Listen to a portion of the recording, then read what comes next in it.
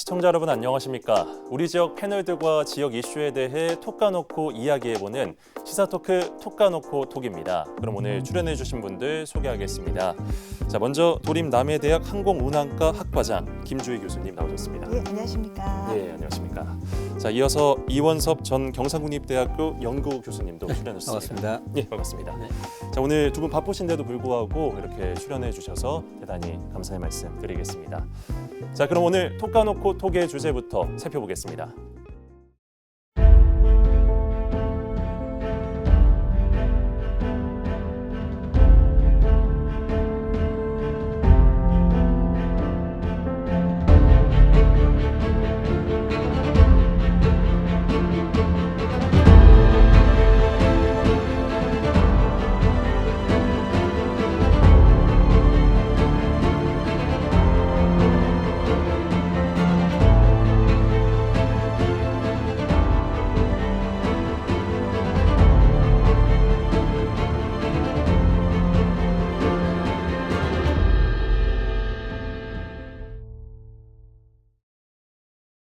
지난해 12월 무안국제공항에서 제주항공 여객기 참사가 발생했습니다. 이어 올해 1월엔 김해국제공항에서 에어부산 여객기 화재가 발생하며 항공안전에 대한 경각심이 높아지고 있습니다.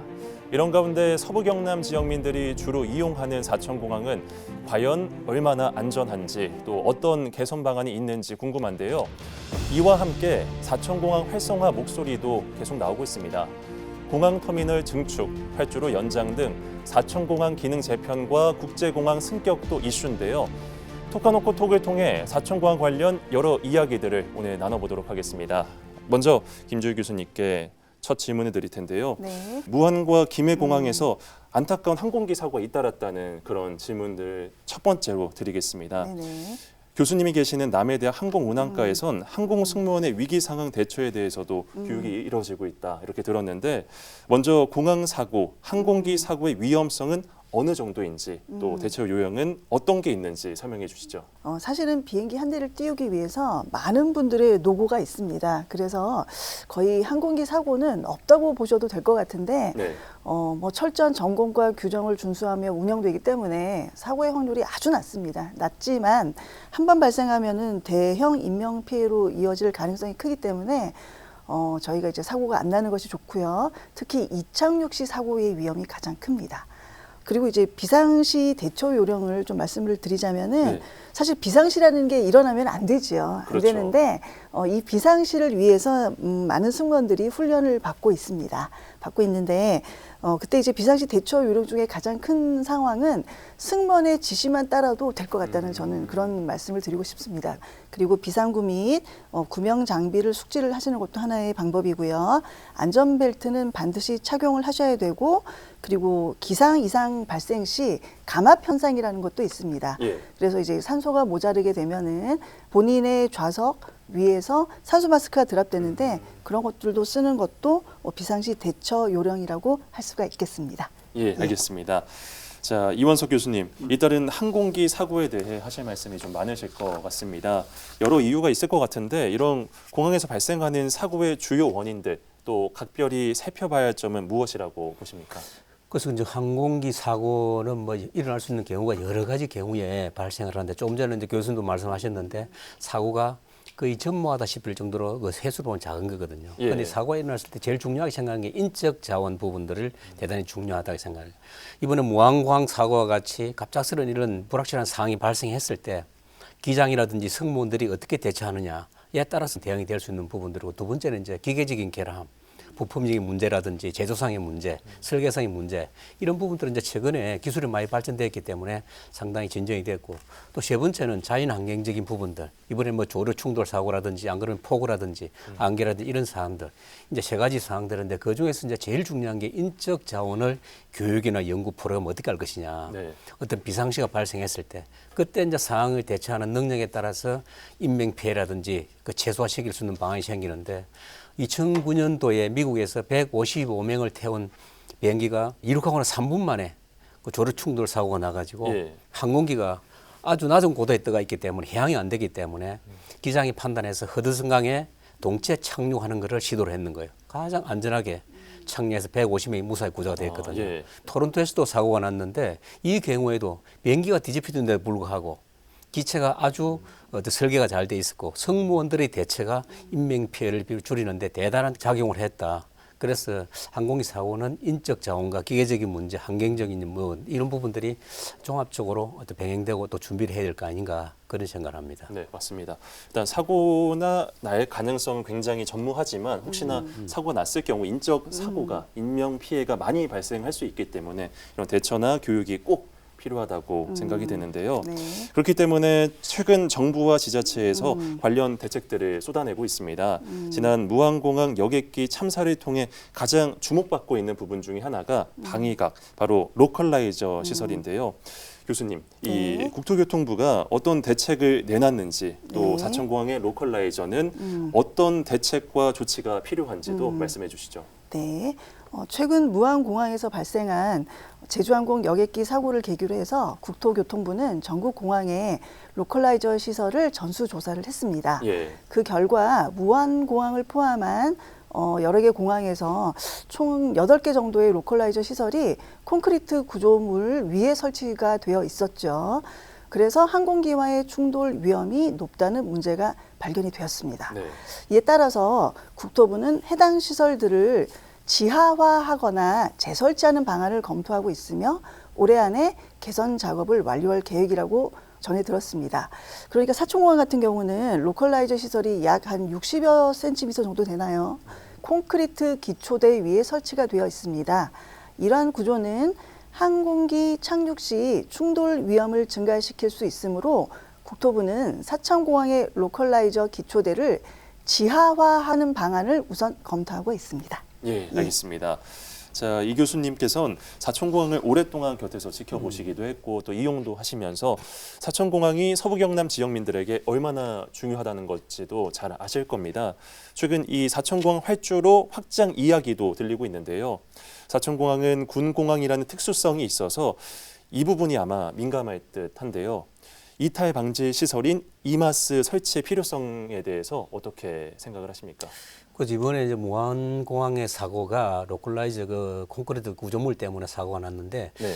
만약의 경우에 그 항공기 이탈 방지 시설에 이마스가 설치가 되어 있다 그러면은 그런 대형 사고를 사전에 막을 수 있었을 것이다라는 게 이제 전문가들의 이야기고 일반적인 이야기입니다. 그래서 네. 이마스 시설이 뭐냐면은 항공기가 가상 착륙을 해서 활주로를 오버해가지고 오버런을 했을 때 그 나머지 기간에 가는 동안에 속도를 줄여야 되는데 그 주기에서 이마스 설치한다는 겁니다. 이마스 네. 설치하면은 이마스라는 시설은 보드블록 같은 거를 설치를 해가지고 항공기가 그 위를 지날 때 보드블록이 파괴가 되면서 항공기 바퀴라든지 동체에 상당한 마찰력을 가해서 항공기를 멈추게 하는 제도인데 만약의 경우에 그 무안공항 같은데 이마스가 설치가 돼 있었다면은 그 로컬라이저 거기까지 가지 않고 중간에 멈출 수 있었을 것이다라는 게 이제 대체적인 전문가 부분들이 이야기 드립니다. 그런데 이제 우리나라는 지금 이마스가 설치된 곳이 한 군데도 없어요.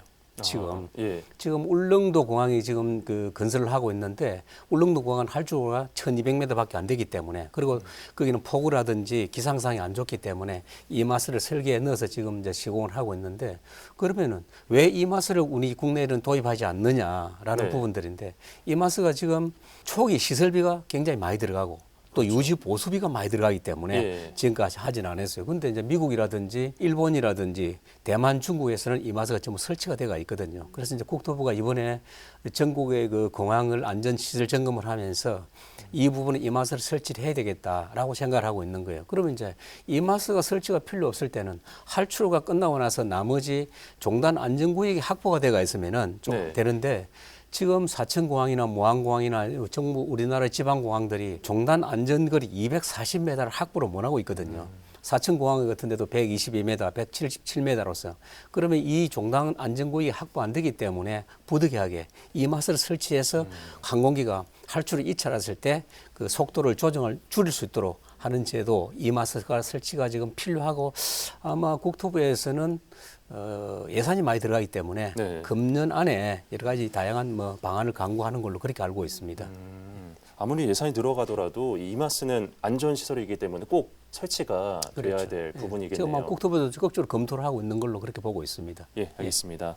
자, 김 교수님, 이 무안공항 여객기 참사의 1차 원인으로 지목된 조류 충돌 사고 예방을 위해서 공항 감시 체계도 전면 강화한다는 이야기가 있는데요. 네. 사천공항의 경우 어떤 문제가 있고 또 어떤 관련 대책들이 마련돼야 한다고 보십니까? 네.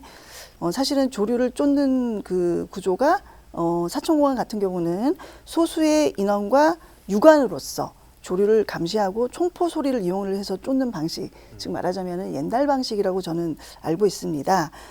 이제는 바뀌어야 될 것 같습니다. 최첨단 조류 관리 시스템이 이루어져야 될 것 같습니다.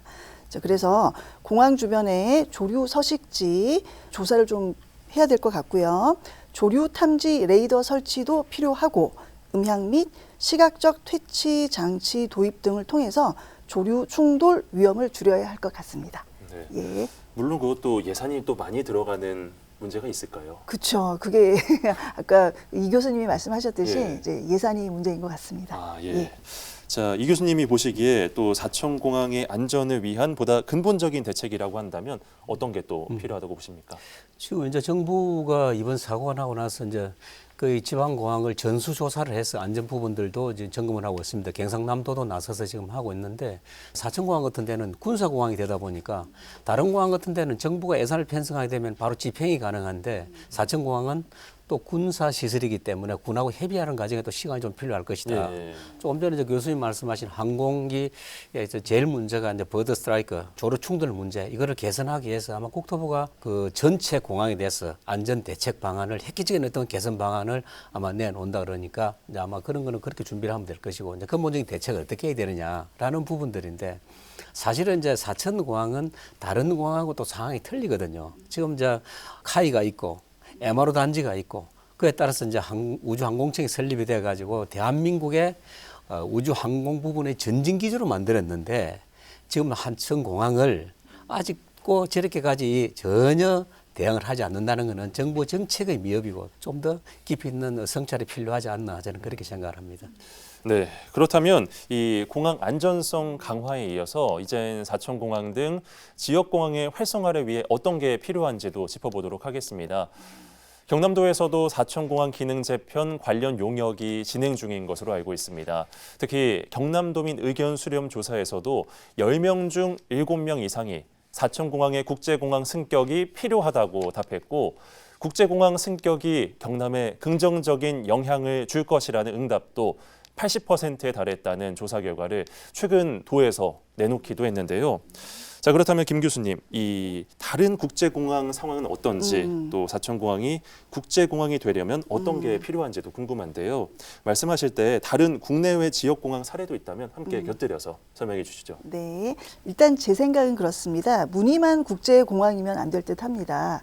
그래서 무안 국제공항이 아마도 무늬만 국제공항이지 않았느냐 하는 그런 생각을 제가 좀 하고 있고요. 네. 일단 사천공항이 국제공항이 되기 위해서는 시설 확충이 필요할 것 같습니다. 그러니까 활주로가 연장이 돼야 되고요. 공항 부지도 좀 넓혀야 될 것 같습니다. 그리고 여객뿐만 아니라 화물 터미널 신축을 하여서 국제선 운항에 필요한 인프라를 갖춰야 할 것 같습니다. 그리고 행정 절차 이행이 필요할 것 같습니다. 국제공항 승격을 위해서 세관, 출입국 관리, 검역 시설이 이루어져야 될 것 같습니다. 그리고 그 요즘 공항을 보게 되면은 멀티플렉스이지 않습니까? 예. 그래서 인천국제공항 같은 경우는 젊은이들이 사실은 밖에서 뭐 커피숍에서 커피 마시는 거를 인천공항에서 만날 정도로 굉장히 화려하고 예쁘고 볼거리가 이루어지지 않습니까? 이제 그런 것도 저는 필요하다고 생각을 하고 그게 이제 가장 잘 이루어진 그 해외 사례를 보게 되면 미국 샌프란시스코 공항이라든지 네. 오클랜드 국제공항이 잘 이루어진 것 같습니다. 아, 예, 알겠습니다. 자, 이 교수님, 하지만 지역공항 대부분이 운항 적자로 힘들어하고 있는데요. 이 때문에 지자체에서 항공사업자 손실보전 지원금 재정 지원이 이루어지고 있다고 합니다. 사천공항 상황은 어떤지 또 이 부분에 대해 어떤 의견을 갖고 계신지도 궁금합니다. 뭐 지금 지방공항의 적자 문제는 뭐 누누이 이야기됐던 부분들이고 전국의 15개 공항 중에서 4개를 빼고 나면은 인천, 김포, 제주, 뭐 김해 정도 빼고 나면 전부 적자이기 때문에 예. 사실은 그렇고 지금 이제 사천공항을 보면은 노선을 2개를 가지고 있는데 김포 노선에 있는 그 지니어라든지 또 제주 노선하고 있는 대한항공 두 개 다 적자인데 지난해 적자가 그 각 항공사마다 한 9억 정도 적자가 났어요. 적자가 났는데 뭐 진주시나 사천시 그도 경남도가 지원해주는 지원금이 그렇게 경영 개선에 도움이 되지는 않고 있는 거예요. 네. 그리고 지금 저 관리를 책임지고 있는 한국공항공사는 60억 정도 적자가 났어요. 그러다 보니까 이거를 이제 일시적으로 해서 사천공항이 어떤 개선이 될 수 있는 부분들은 사실은 없는 거예요. 그러면 이제 정부 공항들이 이렇게 적자가 계속 나고 있는데 정부는 어떻게 하고 있느냐?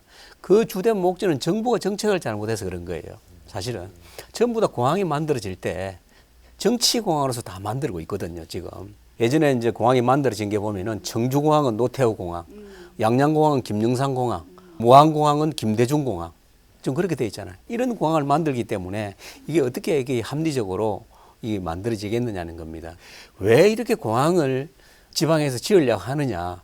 이제 우리가 말하는 철도라든지 다른 SOC 사업하고 이 틀린 게 공항은 정부가 다 지어주고 정부가 전부 다 관리를 하거든요. 그러니까 지방자치단체에서는 그걸 지으면 손해볼 거 하나도 없는 장사거든요. 그렇게 지역 균형 발전이라고 하는 명목하에서 공항을 짓고 있는 거예요. 무안공항 같은 경우도 보면은 호남 고속철도 2단계 사업을 실시를 하는데 당초에는 그 노선이 강주 송정에서 목포로 직선화되게 돼 있어요. 그런데 무안공항으로 돌아간다고요. 무안공항을 경유를 하기로 했는데 그 사업비가 얼마나 1조 1천억이에요. 새만금 공항을 짓게 되면은 호남 인구 500만 명의 공항이 5개예요.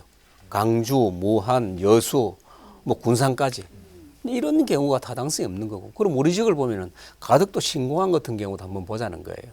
자, 가덕도 신공항 남중권의 어떤 공항인데 남중권 같으면은 사천이 부산과 강주 중심 지역에 가장 타당성이 있다고 했는데 부산을 가져가 버렸거든요. 가덕도 공항이 만들어지면은 그 공항 100km 안에 역시나 공항이 5개예요. 그러면 이런 타당성이 없다는 거거든요. 그래서 지방공항이 이게 운영이 회복될 수 있는 방안이 없기 때문에 그러면 지금 이제 이걸 어떻게 회복할 것이냐. 그러면 정부가 합리적인 대안을 만들어야 된다. 그리고 지금 지방공항이 적자가 나는 부분들에 대해서는 과감하게 민간에서 위탁 운영도 한번 생각해 봐야 된다라는 부분들이고 지금 공항이 지금 단순하게 인력을 운송하고 화물만 운송하는 걸 그 차원을 벗어나서 공항을 레저라든지 관광산업으로 전환하는 부분들도 획기적인 방안도 한번 검토해 볼 필요가 있다. 전 전문가들은 그렇게 보고 있는 겁니다. 네, 일단 알겠습니다. 자, 무안공항 제주항공 여객기 사고 전인 지난해 12월 정부에선 지역공항 활성화를 위해서 유럽과 서남아 중장거리 노선의 지역공항 전용 운수권을 지속적으로 확보할 계획을 발표를 했습니다. 지역공항 운항 실적의 실효성을 강화해서 항공사들이 다양한 노선을 운영하도록 유도할 계획이었는데요. 김 교수님은 이 사천공항 등 지역공항의 노선 개편 그리고 국제선 부정기편 취향 등에 대해서 어떻게 보고 계십니까? 예, 저는 일단 찬성하는 쪽에 한 표입니다. 예. 특히 이제 부정기편 취향이 참 저는 좋은 판단 같습니다. 이제 왜 그러냐면 부정기편이라는 것은 수요 파악 및 시장 테스트를 하기 굉장히 좋을 듯하다는 생각이 듭니다. 그래서 부정기편 운항을 좀 해보시고 특정 노선의 수요를 좀 파악을 하고 정기편 전환 가능성을 검토하는 것이 하나의 좋은 의견을 가지고 있다고 저는 생각이 듭니다. 국제선 부정기편은 지역 관광 자원과 연계하여서 외국인 관광객 유치에 기여하며 기업들의 해외 비즈니스 기회를 확대할 것으로 저는 생각이 듭니다. 그리고 이렇게 부정기편 취향을 하게 되면은 항공사와 공항의 리스크 분산이 되기 때문에 예. 이 또한 좋을 것으로 저는 생각이 됩니다. 네, 알겠습니다. 자, 이원석 교수님, 이 사천공항의 화물 운송 특화나 항공정비, 즉 MRO 특화 공항으로의 전환 이야기도 나오고 있는데요. 과연 이게 경쟁력이 있는지도 궁금합니다. 어떤 생각을 가지고 계십니까?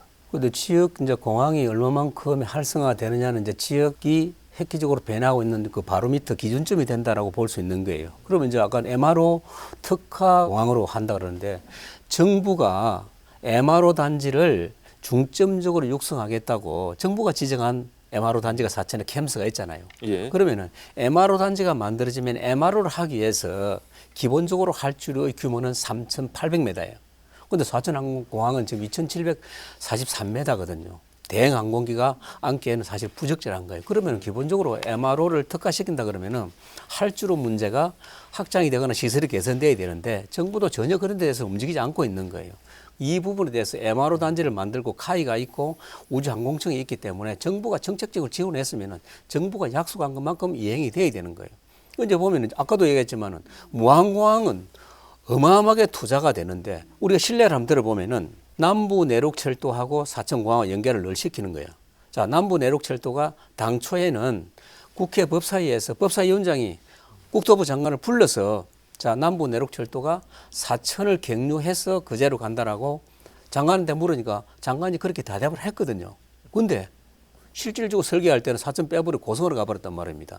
그러면은 이게 지역에서 봤을 때 정부도 약속을 안 지키지만 지역의 역할이 너무 미흡하다. 이게 지금 사천이나 진주, 사천공항을 둘러싼 서부 경남의 사실적인 굉장히 문제점으로 대두가 된다고 저는 그렇게 보고 있습니다. 네, 일단 알겠습니다. 자, 공항 편의시설 개선 등을 통해서 이용객 중심의 서비스를 강화, 공항 이용률을 높여야 한다는 이야기가 나오고 있는데요. 교수님이 보시기에 사천공항에 필요한 게 무엇이라고 좀 보십니까? 예, 앞서 얘기했듯이 무늬만 공항이면 안 되거든요. 네. 외국 공항의 예를 들어보자면 뭐 사우나 시설, 뭐 쇼핑, 뭐 먹거리 다 멀티 공간으로서 다 활용이 되게끔 되어 있잖아요. 이제 그런 것이 가장 사천공항은 시급하다고 저는 생각이 듭니다. 그래서 여객 터미널도 좀 현대화를 시키고 확장하는 것도 좋을 것으로 판단이 되고 관광적으로라도 활용할 수 있는 그런 공간이 됐으면 좋겠다는 생각이 저는 듭니다. 그리고 이용객 중심의 스마트 서비스를 도입을 해야 될 것 같습니다. 그래서 스마트 체크인이라든지 자동화 서비스를 도입을 하여서 현대적인 공항으로 바꾸는 것도 하나의 방법으로 저는 생각을 하고 있습니다. 네. 예. 자, 그러면 마지막으로 저희가 주제를 한번 바꿔서 교수님께 네. 추가로 또 질문을 드리겠습니다. 네네. 교수님이 계시는 경남도립 남해대학엔 항공운항과와 항공정비학부 등 많은 항공 관련 학과 학생들이 꿈을 키우고 있는데요. 네네. 이들과 항공업계 종사자들을 위한 정부 정책, 공항 항공기 운항 관련 정책은 어떤 게 요구되고 있습니까? 예. 저는 학교와 기업이 연계되는 교육 정책이 되었으면 합니다. 경남도립 남해대학 항공운항과 같은 경우는 대한항공 아웃소싱 회사인 유니스와 연계 과정을 맺고 있습니다. 그런 정책이 다변화로 이루어진다면 학생들이 입학을 하여도 공부에만 열중할 수 있을 것 같은 생각이 들거든요. 취업 걱정은 안 하고. 그래서 정부 입장에서 학교와 기업이 연계되는 교육 정책을 계속해서 펴주셨으면 좋겠습니다. 네. 예. 자, 그렇다면 우리 이현석 교수님, 뭐 여러 말씀을 해주셨는데 추가적으로 하실 말씀이 더 있으실까요? 지금 이제 사천 공항 문제는 단순하게 사천 공항 문제만 가지고 해결되는 문제는 아니잖아요. 사회 전반적인 부분이 개선이 돼야만 되는데 지금 이제 그런 부분들에 대해서 우리가 이제 깊이 있게 통찰해 봐야 되는데 지금 당장 뭐 어떤 일이 일어난 데서 사천 공항이 획기적으로 개선되거나 그러려고 그러면 이제 주변에 이제 경제적인 부분에 사회 인프라가 구축돼야 자동적으로 그에 대해서 이제 사천공항 좋아지는데 지금 이제 당장 문제가 되는 게 지금 이제 사천공항의 중요한 인근 우리 서부 경남의 중요한 부분들이 우주항공청법이 통과돼가지고 우주항공청 설립이 됐잖아요. 그리고 이제 그 다음에 우주항공복합도시 특별법이 국회를 통과해야만이 맹실공항 이런 것들이 이루어지는 사회의 구조가 될 건데 지금 그 법이 상임위에서 꼼짝을 안 하고 있거든. 지금 통과를 전혀 못 하고 있는 거예요. 이제 그보다도 더 지금 위기가 뭐냐면은 우주항공 특별법이 통과돼가 우주항공청 설립이 됐잖아요. 예. 설립이 됐는데 그 법이 지금 잉크도 채 마르기도 전에 대전에서는 그 법을 지금 개정하겠다고 국회 제출돼가 있어요. 지금 상임위에 가가 있는데 소위로 넘어가가 있다. 그게 뭐냐면은 항공우주청 안에 임무본부 안에 연구개발본부가 있거든요. 근데 대전에서는 이 법을 개정해가지고 연구개발본부를 대전으로 가져가겠다는 거예요. 지금도 우주항공청법이 마지막에 통과되면서도 엄청나게 누더기 법이 됐는데 이런 식으로 계속 힘을 눌러서 다 가져간다 그러면은 지역에 있는 우주항공산업은 제가 볼 때는 앞으로 비전이 없거든요. 그러면 이 문제를 어떻게 할 것이냐. 자, 이 문제와 직접 연관 있는 카이, 그 다음에 MRO 기업들, 그 다음에 국회의원들, 정부도 이런 문제에 대해서 심각성을 가져야 되겠지만 우리 지역에서 좀 더 적극적으로 지역의 어떤 여러 가지 방향성에 대해서 관심을 좀 가져야 되는 거 아닌가 저는 그렇게 생각합니다. 네, 알겠습니다. 자, 김주희 교수님, 추가적으로 더 하실 네. 말씀이 있을까요? 예. 지금 그 이 교수님도 많이 말씀해 주셨지만 이런 것들을 대비하여서 경남도립 남해대학 항공운항과에서는 저희 학생들을 잘 훈련하고 교육시키고 있습니다. 그래서 미래에 좋은 항공사에 취업을 하여서 굉장히 기량을 넓힐 것으로 저는 확신을 합니다. 네, 오늘 두 분 주제와 관련해서 말씀 잘 들어봤습니다.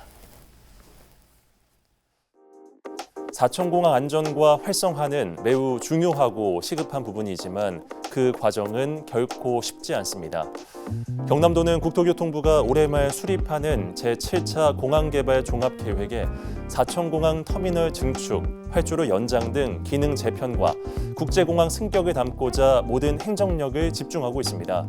선택과 집중, 지역에서 더 많은 관심과 지원을 기울여야 할 것으로 보입니다. 시청해주신 여러분 고맙습니다.